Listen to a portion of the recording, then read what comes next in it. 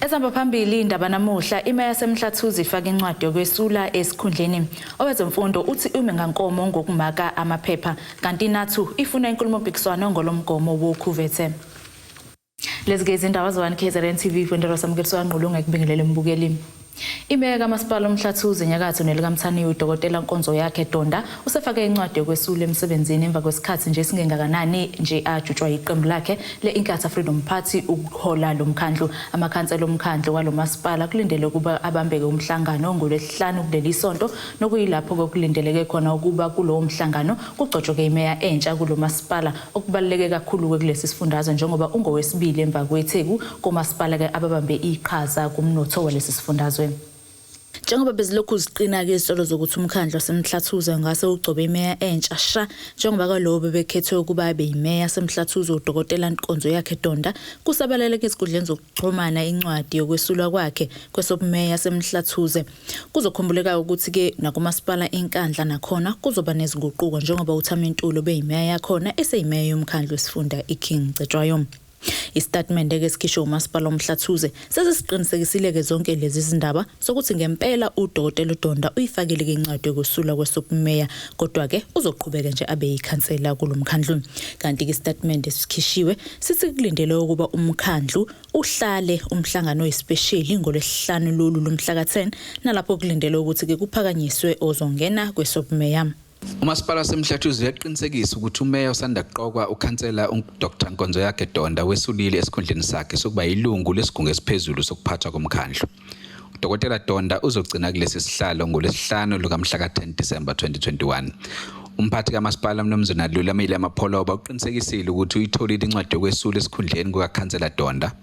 Umapholoba uthi umkhandlu usalandela yonke imigomo yangaphakathi elawula ukwesula esikhundleni kwamakhansela. Uqinisekisile futhi uMapholoba ukuthi ngolwesihlanu mhla ka10 December 2021 kuzoba nomhlangano wespecial wokuzochibiyela isikhale esivuleke ngokwesula kukaKhansela uDonda. UKhansela uDonda usazoqhubeka nokuba yikhansela eMhlathuze njengoba esule kuphela esikhundleni esiphezulu. Umnyango wezemfundo KwaZulu-Natal uthi sewukulungele ukuthi kuqala ukumakwa kwamaphepha abafundi bakamatikuletsheni abebekade bebhala ngezivivinyo zabo zokuphela konyaka ngaphansi kwenkulu ingcindezi yokhuvethe. Lo mnyango ukuthi zingamashumi izikhungo abazilungiselele ukuthi ke kumakwe kuzona kusukela ngolwesihlanu kuleli sonto kanti futhi kuzolandela yonke imigomo yokunqanda ukusabalala kokhuvethe. Njengoba sekusele usuku olulodwa ngaphambi kokuthi kuqalwe ukumakwa kwamaphepha abafundi bamatikuletsheni bakulonyaka, umnyango wezemfundo kulesi sifundazwe uthi sewenze wonke amalungiselelo alolu hlelo okubalwa phakathi ukulungiswa kwezikhungo okuzomakelwa kuzona kanye nokuqashwa kwabasebenzi abazomaka. Okhulumela lo mnyango uMuzi Mahlambi uyachaza. As from Tang, laba abenza i-admin bese beqalile bese King Center onke o29 eprovinsini eKwaZulu-Natal. Amaphepha ke ku amakwa ngokuhlukahlukana kuthiwa English ise Adams College ngezisibonelo, amanye abe seMaritzburg, amanye abekuphi kodwa nje sisebenzisa ama boarding schools ethu aKwaZulu-Natal awu29 la sizobe simaka khona.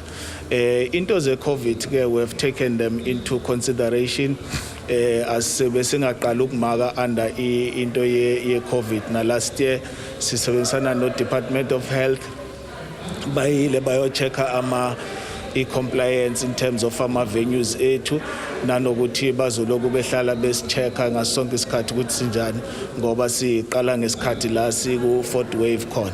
Ubesenxusa bazomaka ukuthi baqinisekise ukuthi baphatha konke abazokusebenzisa ukuzivikela egciwaneni i-COVID-19 njengoba nokumakwa kulonyaka kuzoqala ngesikhathi igciwane i-COVID-19 isakhona futhi nezibalo zinyuka mihla namalanga.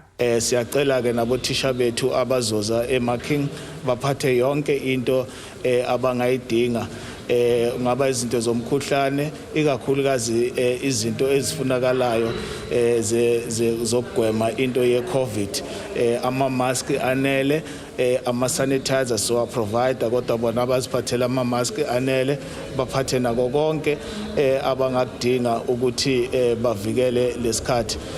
silithatha lelithuba ke egameni lika MEC ukuthi sibafisele konke okuhle abayifisela kona ngoba njengoba bezomaka nje bemakela abantwana ebevile ku200,000 bangaphezulu ka200,000 abafundi abebebhala kulonyaka kanti umnyango uqashe abasebenzi abazomaka abangaphezulu ka7,000 Ngudebo Khosibisi wezindaba ze1KZN TV ngibika ngiseThekwini.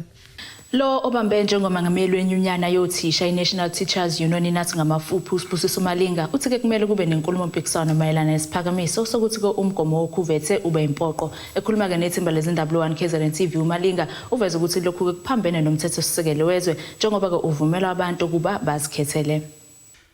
Emva kwenkulumo kaMengameli wezwe ayethule esizweni nalapha aveza khona ukuthi basacubungula ukuthi umgomo weCovid-19 ube impoqo kubantu bakuleli kube nembono eyahlukene kubantu kanjalo nenyunyana yothisha iNational Teachers Union Inatu ngamafuphi isiphawulile ngalokho njengoba iveza ukuthi umthetho sisekelo wakuleli awuhambisani nokunqanda kwamalungelo abantu ngokuzikhethela. Inatu iphakamise ukuba kube nenkulumo mpikiswana ngalokho. Sithi akube khona idebate kukhulunywe kakhulu ngalokho ngoba umthetho sisekelo wase South Africa unika umuntu wase South Africa ilungelo lokuzikhethela. Siyazi ke ukuthi uhulumeni unesibophezelo sokubhekelela impilo zabantu. Kodwa uma sibheka izimo njengalabo othola ukuthi inkolo yabo ayibavumeli ukuthi bangavaccinate. Umthetho sisekelo ke uyabasekela ukuthi singaphazamisi inkolo zabantu eningizimu nase South Africa. Bese siba nabantu besibili abanenkinga yokuthi bayagula. Ukugula kwabo abavumelekile ukuthatha noma ikuphi okuyimjovo egazini labo ngoba lokho kungabenza bacollapse. Nalapho futhi kufanele sikubhekelele kakhulu lokho ngoba izwe lase South Africa liyizwe ledemocracy. Lenyunyana ithi uhulumeni wakuleli kumele abe nemikhankaso yokunxenxa abantu ukuba bagomele lo mkhuhlane bangaphoqwa ngoba lokho kungaba nomngozi obukhulu. Iningi labantu limisleadwa i-information abayitholayo errong ngomgomo. Ngoba mangizoxoxela nje mina ngigomile angaze ngibe nankinga. Konke lokho kukhulunywayo ukuthi mawugomile uba nezinkinga kuphi nakuphi into engekho. Ngakho ke abantu base South Africa nabasebenzi bonke abanikwe leyo information kungabenza bashintshe. Sisamile ekuthaneni cha kusafanele banxenxwe ukuthi abantu base South Africa bahambe bayogoma. Kuzokhumuleka ukuthi uMengameli wezwe Cyril Ramaphosa walibeka ngembabe lokuthi akekho ozoncishwa izinsiza ngoba engagomile noma uzophoqwa ubagome ngenkani engathandi. Esidabeni se1KZN TV kubika uThabani Maphumulo eMpangeni. Uhlalo wenhlangano amatekisi Santakho esifundazweni KwaZulu-Natal uBoyzondi uncome kakhulu kubuholi besifunda iLembe ngokwakha ke uzinzo ko-association njengoba kwakaMaphumulo usubuyele ngaphansi kweSantakho kusho lokho ngekathi lenhlangano ihlanganise zonke izihlaka emcimbini kokugoqa unyaka eStenga. Kutuswe ubuholi besifunda iLembe benhlangano amatekisi Santakho ngokuletha uzinzo ko-association bamatekisi angaphansi kwawo. Uhlalo weSantakho esifundazweni KwaZulu-Natal uBoyzondi uthi lokhu kukhombisa ukukhula kwalemboni ebithathwa ngaphambilini njengenodlame. Ake kubuye wonke ama-association ahlangane ndawonye akwazi ukuthi abumbane. Kuthina ke njenganobuholi beprovince simtshelile ukuthi sizomsupporta ngayo yonke indlela kuzo zonke izinto azenzayo ezizokwenza ukuthi imboni ikwazi ukuthi iye phambili. Amalungu eSantakho asuka kwizinhlaka ezahlukene abephume ngomningi bawo uzojabula ndawonye okokuqala nga kubuye usoseshini wakwaMaphumulo. Uzondo unxuso somatekisi uba baphathe kahle abagibeli ngaso sonke isikhathi kakhulukazi njengoba kubhekwe nakumaholidi kaKhisimusi. Kufanele ukuthi sinakekele ama-passenger ethu ake sisebenze kanzima ukuthi sigcine ama-customer ekuthina siwaphathe kahle rather than ukuthi sigcine silwa nabantu abawathathayo ngoba kuwukuthi thina asiwaphethe kahle. Sicela ke ukuthi siya kwi-festive season sicela ukuthi abanikazi bemoto abenze sure ukuthi imoto zisesimweni somgwaqo baphinde futhi benze sure ukuthi abantu ababanikeza imoto basesimweni sokudrive imoto. Kanjalo nalongu sihlalo weLembe uzokalesa ukujabula ngalenqophamlando yokuhlanganyela ndawonye ko-association emva kwesikhathi eside kunokungaboni ngasolinye. Izinkinga zokuthi kube khona ukuqhelelana. Sibonge ukuthi aseznasidingo kodwa asikaqedi sazohlala phansi sibuke ukuthi ibhizinisi lethu silikhulisa kanjani, sibuke futhi izinto ezivika izinto ezingaba inhleso ungazwani sizivala kanjani ngaphansi kweregion yeLembe. Kunabantu abangalungile okuyibona abafike baxova abantu kube ngazuthi khona inkinga abanayo kanti bona basuke benenhloso zabo okungezona lezi thina esinazo zokuthi sithenge imoto zethu sisebenze ngazo ukuze sizikhulise.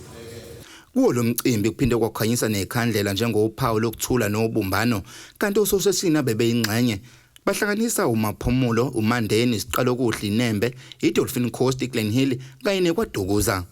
Ezindabeni ze1KZN TV kubika uThabani Maphumulo kwaDukuza. Bukeleka sesikuthatha ikhefu siye itolo siyabuya nazo indaba.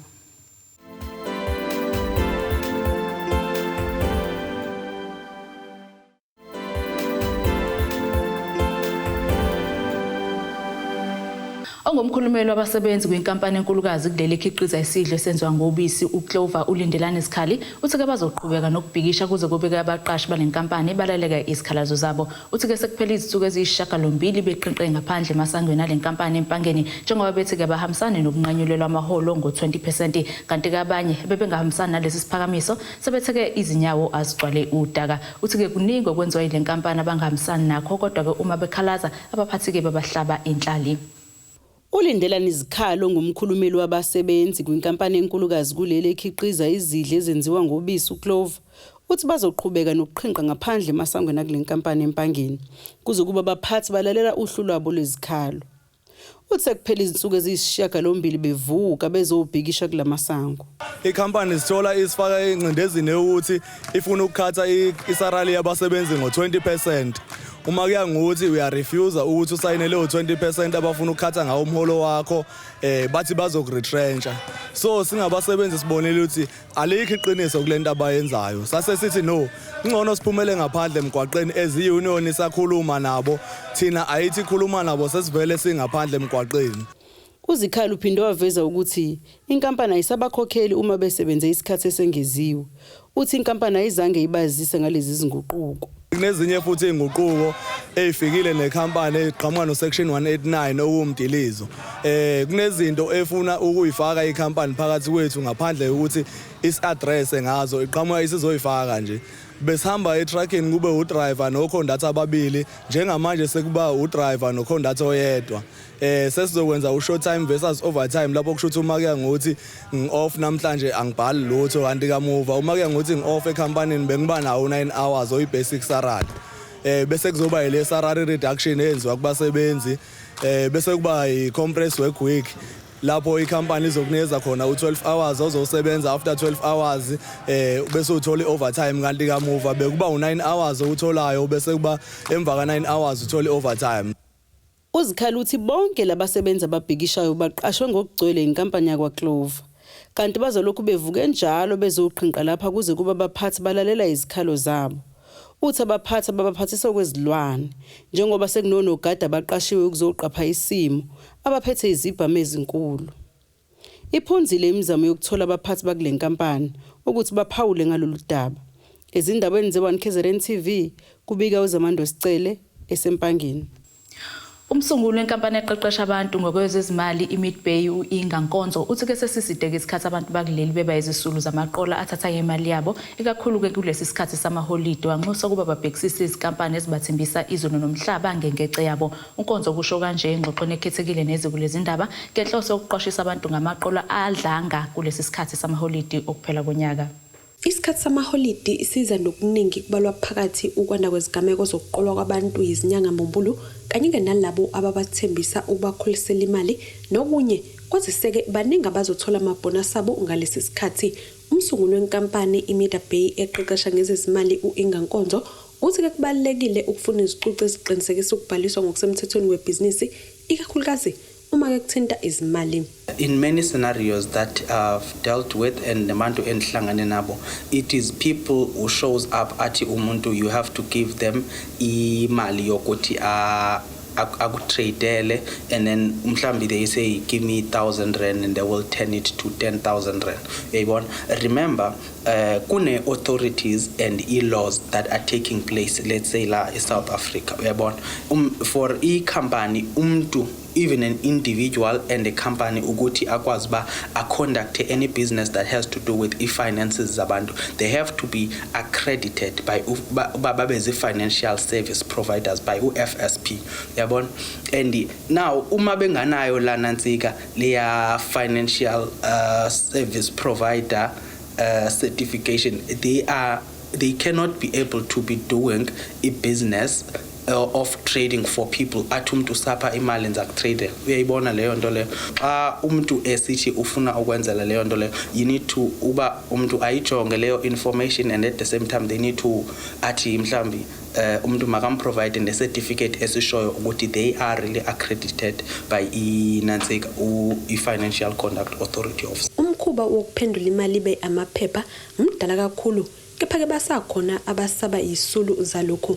Omunye obe yisulu salolu hlobo lobugebengu ongathandanga ukudalulwa ukuvikela-ke isithunzi sakhe ulandise ngokumehlele enkabeni edolobha iTheku. When I crossed the road, afike angigcobe into on my denim jacket I was wearing that day. Afike angigcobe into. Then immediately njengoba ngigcobe into ngisadidekile ukuthi why is this guy manje ngigcoba lento, then iqhamuke omunye usisi naye out of the blue njengamazi ukuthi uvelaphi. Athi la sisi hayibo nami nje ungigcobile. And then mina ngithi hayibo ugcobile, athi yes ungigcobile, okay fine. Then ngisathi ngisalale lo sisi lo qhamuke nangumkhulu manje futhi naye athi umkhulu hayibona thula nje benigcoba le mithi le. Then mina I'm like ngiqale ngithule, and then bese kodwa manje ngiyabona usiphela nalo sisi lona ibamgcobilisha ukuthi igebengu lesi, bese lo mkhulu lona ehambani niye laphana e-workshop. Mufike e-workshop kunobhuti nje ofaka u-black and white lapho uzofika kusiza kunikwe into ezosula ngayo lento le, ngoba mangabe kuukuthi uyasula ngayo lento imali yakhe yahamba.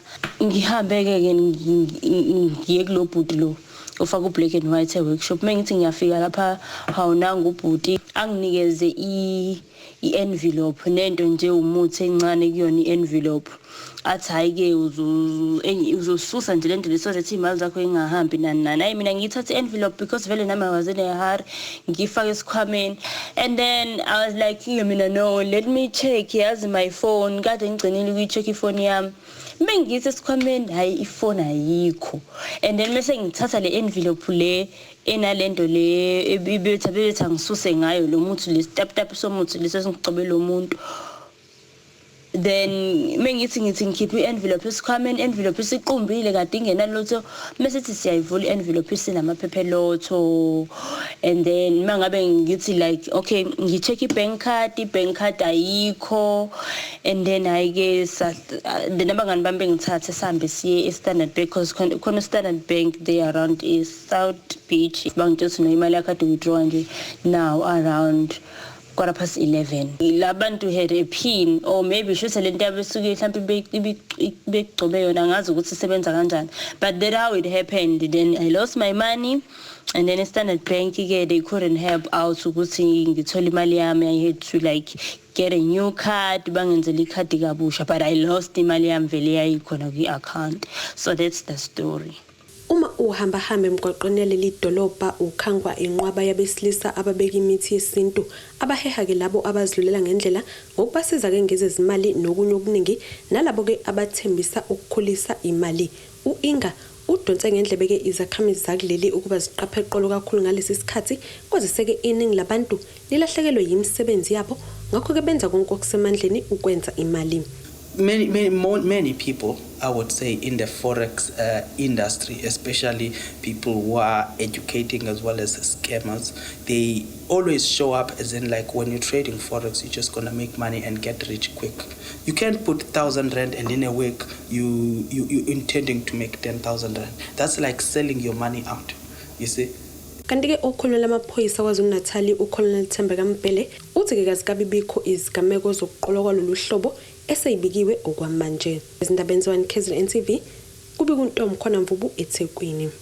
Umsunguli weLenza Foundation onexhibe eliphakela abahlwempu nabahlala emgwaqweni uLindiwe Dube uthi-ke bazimisela ukusiza imilutho ezidakamizwa ukuba-ke iphume kuzona. Uthi-ke ibalela kwi-16 intsha imilutha yezidakamizwa esiphumele kobala yathi ifuna ukuyeka izidakamizwa. uLindiwe kusho lokhu ngenkathi abenkampani ekhiqiza izinko uBB izomnikelela ngezisiza kusebenza ukuze akwazi-ke nokuqhubeka nokusiza umphakathi wakwaDlangezwe nabaphethelo.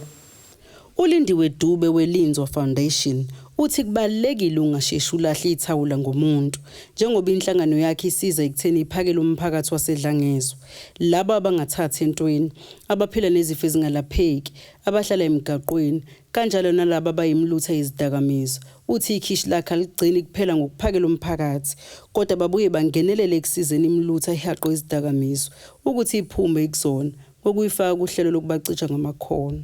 Kushuthi isubkitchen yethu nje ikakhulukazi abantu abaku chronic ilaba abangenabazali bese kuba bafowethu ke laba abadla iwunga abafisa ukuyiyeka. Already sesinabantu abawu16 abathi bafisa ukuyeka iwunga nabo abanye abayiphathi yesubkitchen. Abaningi ke babuye rehab. So sithe foundation sathi asibuke ke sihlale phansi nabo sithola ukuthi yini eyenza ukuthi umuntu mesebuya kwi rehab uyaqala phansi adla ama drugs. So base bechaza ukuthi babuye rehab bahlale bangenzi lutho. Njengamanje kunohlelo lokuthi siqala ingadi zabo bakhe izitini za ama blocks abazokwazi ukuthi bayikhiphe busy. Abanye kunomunye nje othe ufisa ukuthi afundise izingane iscience nemaths ngoba ufundile. Oyilunga lomphakathi uNtuthuko Dube uthi kumjabulise kakhulu ukubona leli khishi linikelelwa ngezinsiza ngoba lisiza kakhulu abantu abaningi. Iwusiza kakhulu emphakathini, sisiza abantu abaningi. Abantu abadla idakamizwa baphila khona lapha bayabe ukuthi nekhayithe ithize beze bezothola kuya ngasethenjini bayakujabulela ukuba khona kwayesubkitchen. Abantu la ingane ezintula enganakho ukudla ziyeza nazo futhi zizocosha okuncanyana zikwazi ukuthi zibambe umphangazana zikwazi ukuphila. Ongomunye wezimeneja kwinkampani yakaBB eMpangeni uJane Reid uthi kuyintokozo ukubona ukusiza inhlangano ezifana neLenza Foundation ngoba zisiza kakhulu umphakathi kungabi khona ingane ezolala ingadlile. We've come almost 20 months with this journey with her, partnering with her. We felt that her needs, she's looking after the community, and Premier, that's what our vision is. It's about our brands, it's about our people and how we make a difference in our communities' lives daily. Izindabeni ze1KZN TV kubika uZamando Sicele eSempangeni. Bukeleke sesikuthatha ikhefu siye ezitolo siyabuya nazo indaba.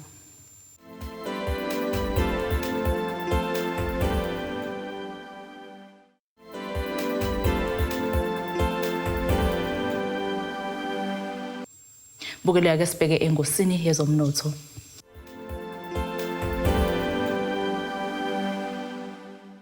Irandi lu 15 rand 86 cent maqhathaniswa nedola lasemelika libo 21 rand 2 cent maqhathaniswa nopondo waseBritain libo 17 rand 91 cent maqhathaniswa neeuro yase-Europe. Igolide lona libo $1,789.54 cent ounce kutholo ongahluziwe wona bo $75.44 cents umphongolo. Bukeleke ke sibheke engosini yezemidlalo.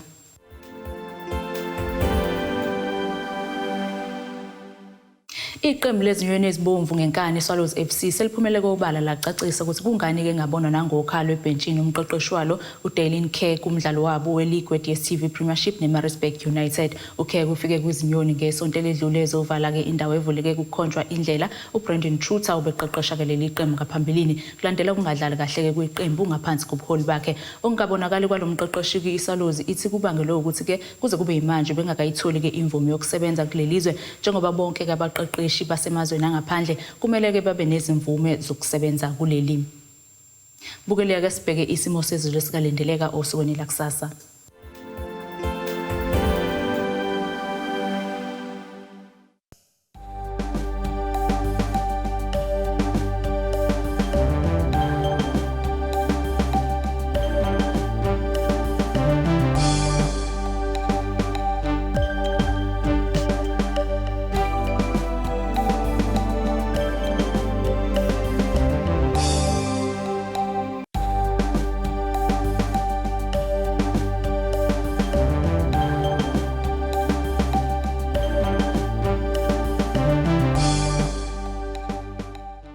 Bukelekile ezibese kuphathele zona osukwini namhlanje ahlangane futhi ngesikhathi esilandelayo.